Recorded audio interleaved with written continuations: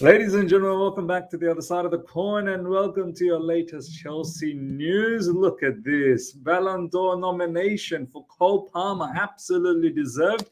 We've struck gold. We have said it many times on this channel, and a lot of people across in social media, Chelsea fans, have said we have absolutely struck gold with Cole Palmer. I mean, Man City, they must be somewhat disappointed letting him go. Look, this kid, the sky's the limit. I just hope that Chelsea as a team start, achieving something substantial, become a successful football club that we once knew that this club was. And if he's part of that success, and if we achieve something substantial, I've got no doubts that he could potentially one day win the Ballon d'Or. And now this is just the start that he's been nominated. There's been a lot of other mad nominations. We're not going to go through the entire list, but it will be excellent if Cole Palmer somehow makes it to the top 10 list. Right now, I think there's over 30 players or something like that. And he's one of the names that's been jotted down. He's one of the names that's been nominated. And as I said, rightly so. So, look, big up to Cole Palmer. Cole Palmer nominated for the 2024 Ballon d'Or. I think ultimately it's probably going to be Rodri that's going to take out the Ballon d'Or. But as I said, if Cole Palmer can be in the top 10, I think that would be fantastic achievement. Look at some of his achievements last season, ladies and gentlemen. Cole Palmer last season, UEFA Super Cup goal, Euros semi-final winning assist, Euros final goal. That was sensational, that final goal. And unfortunately for him and England, England didn't go and win it. But me personally, I love the fact that Spain won. Euros final goal, 2 hat-tricks, 1 in the first half, 27 goals, 15 assists, 9 goals and assists versus top 6. Premier League Young Player of the Season award as well. So sensational, level of achievement. And check out some of his man of the matches. Cole Palmer in 2023-2024, man of the match against Arsenal, Tottenham, Man City, Fulham, Newcastle, Everton, Man United, West Ham, Burnley, Sheffield United ×2, Brentford, Palace, Luton, Forest, Brighton. I don't know whether a player has won that many man of the match last season. I'm not really sure about that, but this player was undoubtedly Chelsea's best player. Obviously won Chelsea's player of the season as well, and young player of the season, I think, both of them. So incredible, absolutely incredible, the number of man of the matches he picked up in his breakthrough season. And as I said, we've struck gold. We've proper struck gold, and I hope it continues this season because we need him. Player of the month, April. Player of the month, GOTM of the month. Goal of the month, yeah. Chelsea Player of the Year, Chelsea Players Player of the Year, Chelsea's Premier League's Young Player of the Season, PFA Premier League's Fans Player of the Year, PFA Young Player of the Year, Euro 2024 runner-up, Ballon d'Or nomination. Like, it's just wow. He's as I said, if we had done something substantial last season, if Chelsea Football Club had won something, I think this guy would have been somewhere, right on top in that Ballon d'Or nomination, probably even be top 3. He's been absolutely sensational. Now, a little bit in regards to his injury news. A lot of people are worried that is Cole Palmer injured. So let's get into that. Chelsea are optimistic that Cole Palmer is not facing a spell on the sidelines despite his withdrawal from the England squad. It's not thought that Palmer has suffered a new injury. That's exactly what I thought. I thought it was more precautionary. He did, pull up a couple of matches ago, I believe, against Servette after the match, the one that we won at home. He did hold on to his hamstring, and we did play him after that as well in the Premier League. He started. But I think this is perfect that he withdrew from the England national team and he can rest for the couple of weeks. And yeah, don't even worry about popping into Cobham. Don't worry about training. Just absolutely rest that body. And then, a few days before the Bournemouth game, come back, start training. Even if it means that he may need to take a bit of rest against Bournemouth, no problems. We have enough attacking prowess to do the damage. I fully believe we should go out there and beat Bournemouth. But I'm not taking anything for granted. The Premier League is a ruthless league, so I understand. I would love to see Cole Palmer play, but I'm more thinking about the longevity. I don't want this player to break down, and I think we need to be very, very careful as to how we utilize him. Now, the fact that he also plays in the international scene as well. Cole Palmer is likely to be given some time off to rest and recuperate during the international break before returning to training in preparation for the resumption of the Premier League, which is perfect. Get a bit of rest, as I said. If need be, you need to have, the Bournemouth game as a match that you take off, no problems. But I would love to see him play against Bournemouth 100%. Now, ladies and gentlemen, that is all about Cole Palmer. We've got a whole heap of news in regards to our ownership, financial fair play, implications, where we at. There's some very, very juicy information coming up. So make sure you don't go anywhere. You're going to love this. Smash the like button. If you're here for the first time, subscribe. Hit the bell notification to stay in touch with all my content. So let's get cracking into every bit of information that has dropped in regards to the ownership, the financial fair play issue, wage structure. There's a lot that I need to go through with you guys, and I want to provide my opinion, and I would want to see what you guys have to say in the comment section.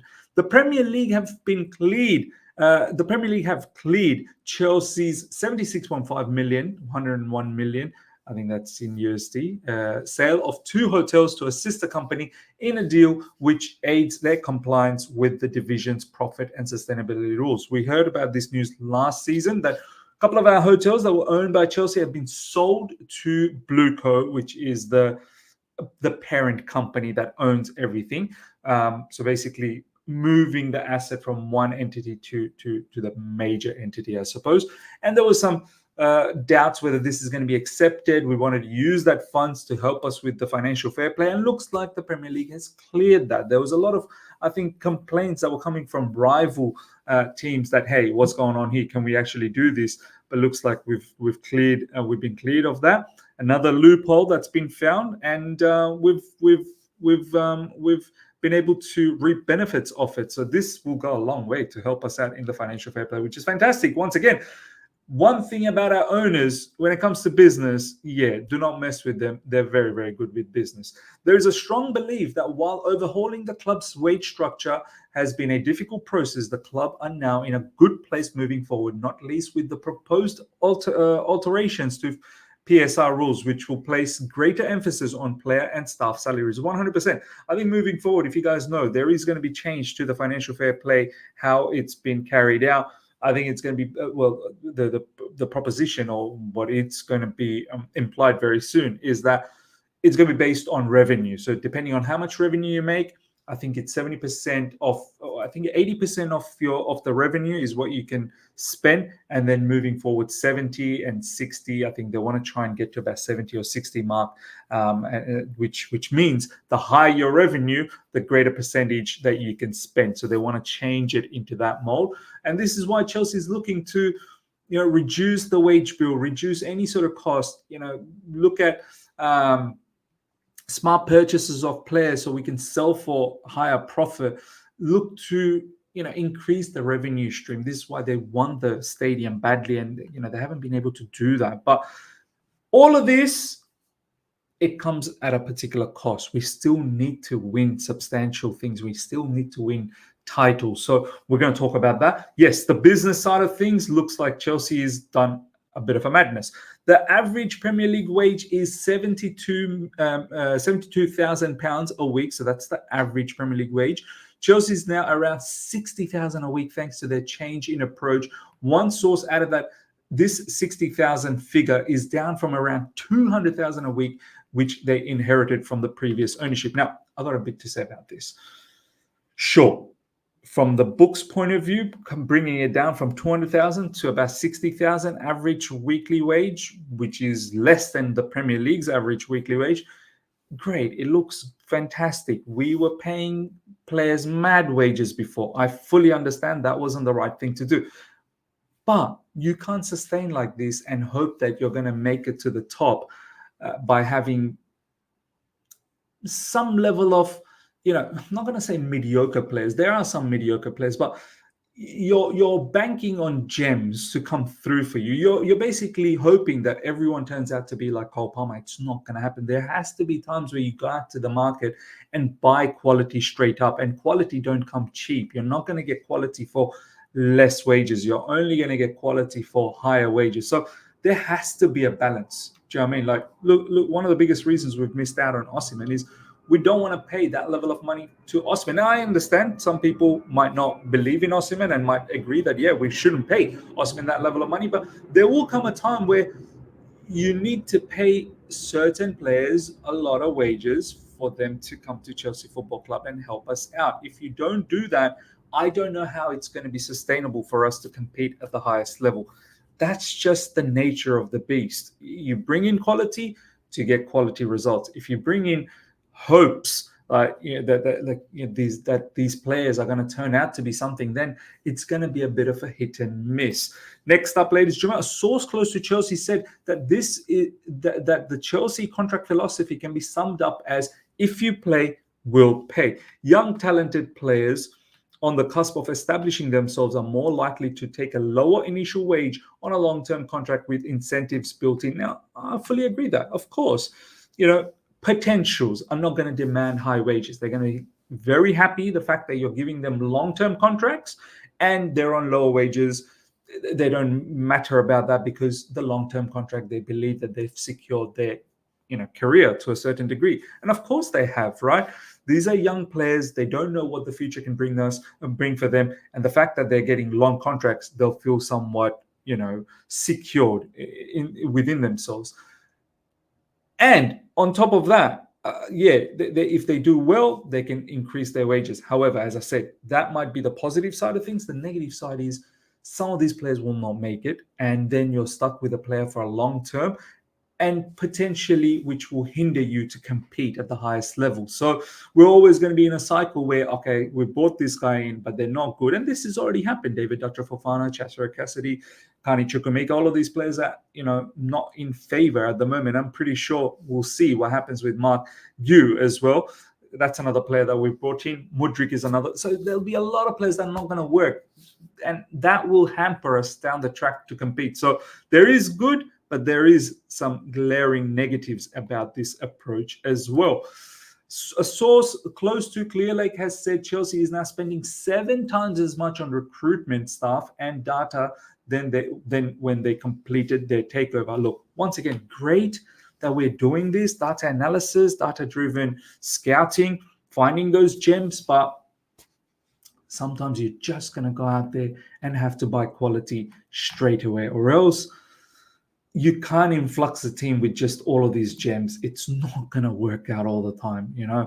Data may say this guy is going to be something, but we don't know what the future holds for a particular player. It's very difficult to determine where a 17, 18, 19-year-old's going to be when they're 22, 23, 24. It's a mad gamble. The other factor, Luis Saha kind of touches on this. I'm surprised that Raheem Sterling joined Arsenal, but it's a very good move for him. He did not feel respected at Chelsea. The way that Chelsea treat people is not very nice. Someone like Sterling, he's not going to just sit there and not play. Now, look, we all can appreciate or understand that, look, he probably needed to go. I think as a fan base, we understand that. How it all transpired, that's where I have a little bit of an issue. Not the fact that he's been banished. It's more the fact that, was there any planning around it? I don't think so. It just happened to be that we needed to buy João Felix, and then we needed to get rid of Raheem Sterling. And this is where I feel like, as a club, the ownership do really, really good business. However, you don't want to have an unsettled squad. Like, God knows which players are going to be up for sale next summer. We have to get into a situation where we don't buy that many players anymore. I get it. It is a revenue stream, buying and selling players. It's a stock market at the moment at Chelsea. Players have become like a commodity. You buy them, you try and sell them, flip them for a little bit of profit. We've seen it already this season. Omari Hutchinson is a prime example, and there's been other examples as well. But we can't be doing that on a regular basis, because players will simply not feel like they belong. They will feel like they're just a commodity, that anything can happen to them any moment, and they're going to have to leave the football club. We have to get to a situation where we create an environment where they feel secured, where they feel that, we are going to stick with them. I know they've got long-term contracts. They shouldn't have to feel insecure. But look, I feel like next summer there'll be many players that are going to be up for grabs again. Nkunku could be a name. Madueke, as well as he's been doing in recent times, but there's players like Henry Paez and Esteval Williams. Something's got to give, right? So I don't know if that is the best environment created for players to do the level best. You see some of the best teams around the world, Manchester City, they're quite balanced overall. Yeah, they make the odd changes here and there every summer, but overall, it is a balanced squad. They don't let go of plethora of players, and they don't bring in a plethora of players every single window, because that will not create any level of balance. That's all I'm saying. Have a better planning when it comes to transfer windows. Next up, one scout who works for club in a Big 5 European league. Perhaps Chelsea knows something we don't, but their squad building makes no sense to me, and I can't see how it makes sense to Chelsea or the players who are brought in as a 6th choice centre-back or the 7th attacking midfielder. The only winners here, as far as I can understand, are the agents brokering the deal. Now this, ladies and gentlemen, there is some truth behind that. Look at the amount of players we've brought in, and we are still lacking a high-quality goalkeeper, a high-quality CB, probably more cover in midfield. We are definitely lacking a high-quality striker. What is going on? We've spent a lot of money. We still seem to have so much gaps. So, yeah, there is some truth around the fact that, is the squad building been adequate? Can we say that it's been adequate? Probably not. And yeah, the only person that's being the only person that, the only individuals that are being benefiting from this whole situation are the agents. So this is something that we definitely need to take full concern about. A source close to Clear Lake told ESPN that they expect to end with a net spend of around 0, including loan fees, once all transfer windows around the world are closed. If they achieve that, it would put them approximately 14th in the Premier League for spending the summer. Once again, the business is great. Well, generally, essentially we'll have a net spend of 0 at the end of this transfer window when every other leagues close up, which is fantastic. Sounds very, from a business point of view, sounds very, very excellent, optimistic, amazing. But it all has to culminate to mean something in terms of achieving something substantial from a sporting point of view. And that is what it all comes down to. For fans, great, the net spend is 0. But what have we achieved on the field? Nothing. Well, then there's going to be a problem. Next up, sources suggest Enzo Maresca have been given a soft target of returning the club to the Champions League by means of top 4 finish in the Premier League or win in one of the domestic cup competitions. Soft target. So, look, ultimately, I think our owners, they really want to get back into the Champions League. Soft target only lets me think that if you don't fully achieve it, you're not going to be in danger of your job, as long as players develop and as long as there is development as a unit, as a squad, that we are progressing. We finished 6th last season, but overall probably didn't play the best football at times. It was a lot of basketball type of football. That, if we can improve on and get to Champions League position or just be in and around there, maybe he's still going to be sticking around. And of course, winning a domestic cup competition or even the Conference League, which I feel like we should be winning, will go a long way in keeping Enzo Maresca. Chelsea would like to sell Ben Chilwell, but sending him out on loan appears more likely, with Turkey his best hope of getting more between now and January before being frozen out by Enzo Maresca. Chilwell has been told he will not play. So, yeah, look, he's not going to get any more minutes. He's been frozen out. And there are some rumors that perhaps Fenerbahce, they might be coming in for him from Turkey. Jose Mourinho is the manager over there. I'd love to see him, Ben Chilwell. Take a punt, man. Why not? Go to Turkey, go to Fenerbahce on a loan, and then we'll see where things are at once the loan is over, and we can assess again. For the time being, there seems to be no suitors for Ben Chilwell. And, yeah, get yourself playing some football. Don't be just sitting around not doing anything. So yeah, hopefully Ben Chilwell goes to Turkey. Chelsea's data analysis determined that both Sancho and Felix are more likely to reach a higher level than Sterling, who is of a similar profile. Data analysis. And look, Sterling is not at his peak anymore. His peak has been finished a long time ago. So Sancho and Joao Felix a lot younger than him. And yeah, it's not too far-fetched to think that they are going to progress a lot higher than what Sterling can provide us right now, because Sterling is probably on the way down on his career. So yeah, look, I fully understand it. Once again, are these two players necessary right now? Who knows? Maybe this is for the future as well, that we are planning that certain players will leave Chelsea Football Club, and we've got ourselves a couple of really, really good opportunistic players who can be very good for Chelsea Football Club. So hopefully that is exactly what happens. Let's see if there's any other latest news, ladies and gentlemen, that has dropped since we started recording. No, Enzo Maresca training hands-on, man. This is pretty good. Bournemouth ain't ready. Maresca might have to drop in. But yeah, looks like that is the latest, ladies and gentlemen. Let me know your thoughts about everything we spoke about, Cole Palmer and whole financial fair play situation with the owners and the wage structure, all of the stuff that we've gone through. Would love to hear what you guys have to say about this. Smash up the like button if you're here for the first time. Subscribe, hit the bell notification to stay in touch with all my content. Until next time, take care. See ya.